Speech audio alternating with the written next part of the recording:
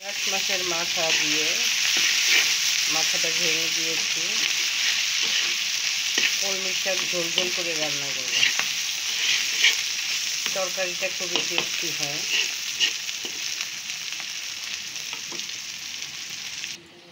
এভাবে ঝোল ঝোল করে